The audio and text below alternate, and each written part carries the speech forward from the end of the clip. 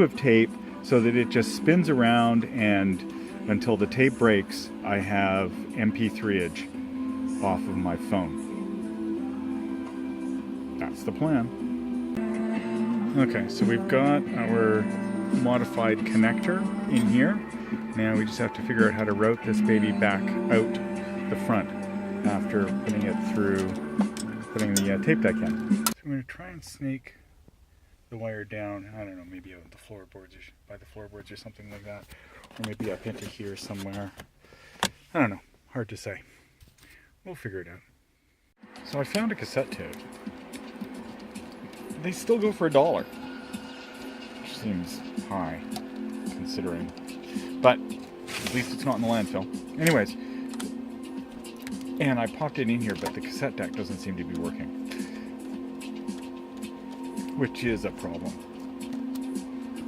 if what you're relying on is the cassette deck to provide you with the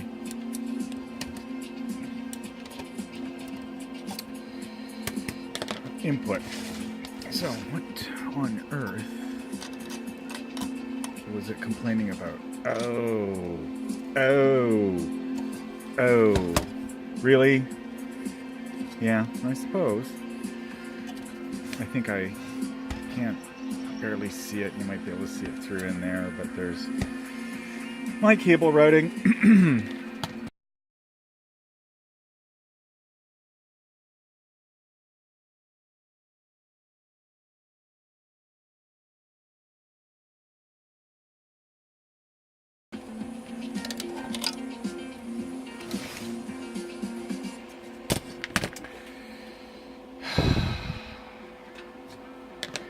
Yeah,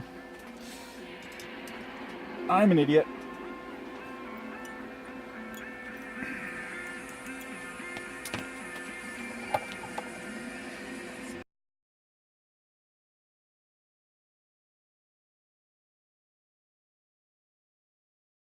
A tiny bit.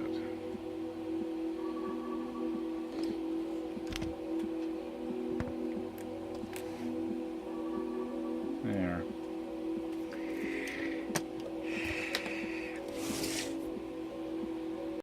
So, clipping is what I was getting. So I think the next step is to try, well, because think about it.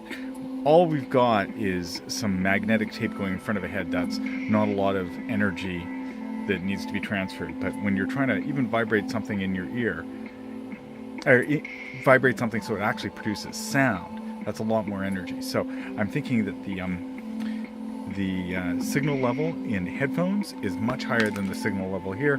So a simple voltage divider, it's going to sound crappy, but hey, what the hell.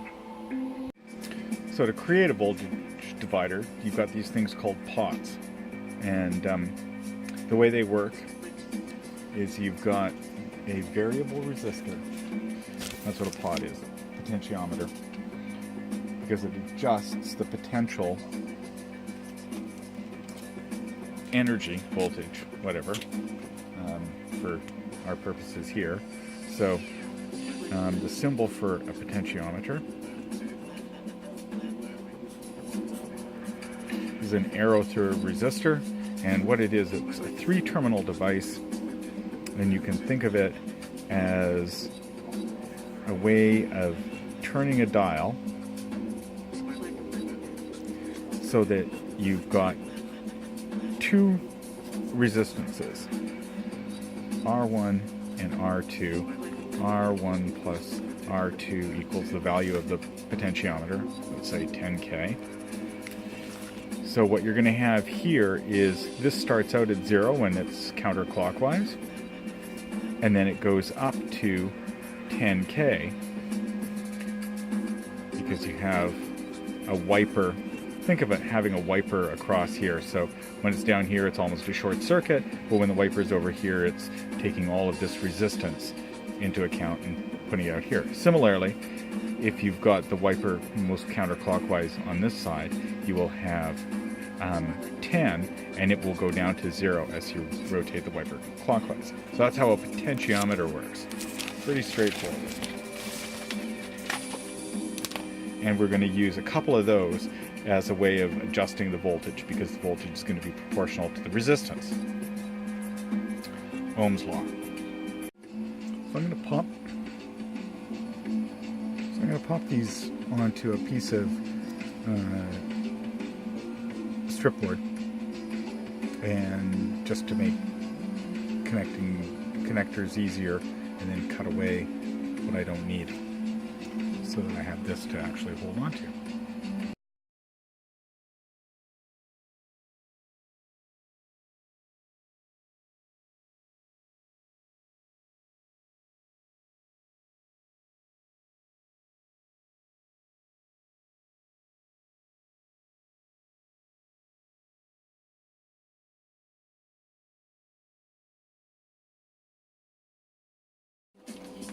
Probably never remember this, but left, right, common. Left, right. Hey, what about that new thing they're talking about called ink? Let's try some of that.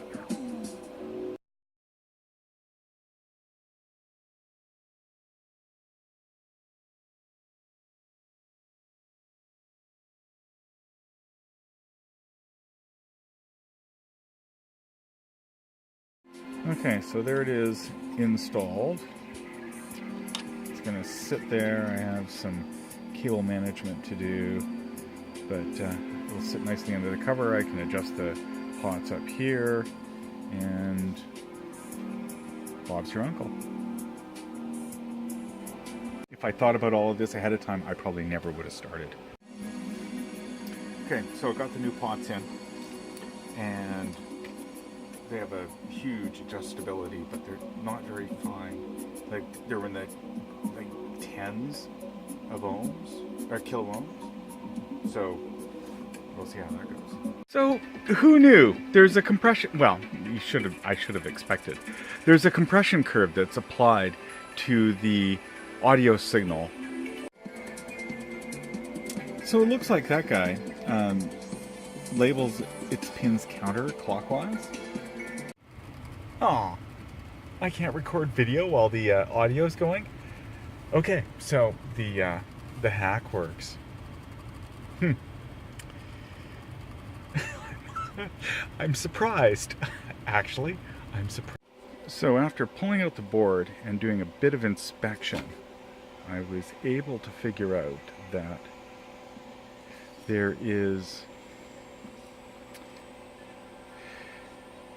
very conveniently located 2 test points, I would presume. One labeled right and one labeled left, that lead to the Dolby Decoder chip that's right there, that I foolishly tried to solder directly to the pins on, but realized that that was just a fool's errand. And now pulled the board out, did some tracing of traces, and figured out right and left, and then ground is going here, so that scoots around there. And yeah, of course I've got on the wrong pin. Should be pin 2.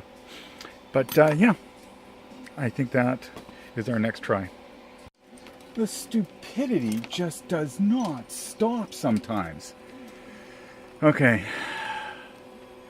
this cable has something wrong with it, because when I replaced with this cable, everything is now hunky-dory.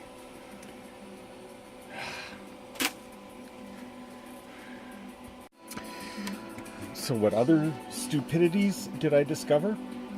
That the tape deck, or the stereo unit here, will cease to function if your battery is near exhaustion. I don't know why, but it certainly does. So I found that out by trying to start the car, and it wouldn't.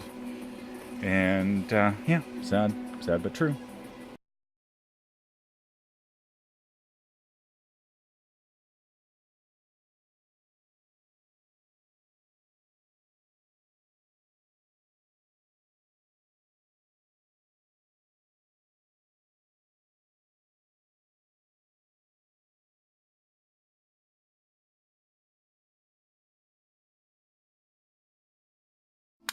Oh, out of glue sticks?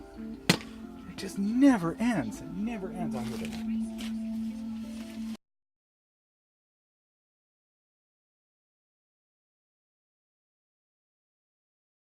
Okay, and let's attach our melty plastic bits to the heat sinks where all of the heat is supposed to dissipate. Man, they shouldn't be getting that hot.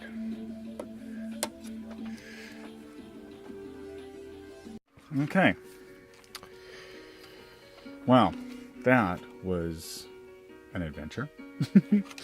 Let's see if it works now. Any spare parts missing? Don't see any. So just how small are Soak 40s? Well, the pins would be on the order of a blonde one, which in real measure is, what is that? Oh my gosh. 6 thou? And I was trying to do that at 2 in the morning. What a moron.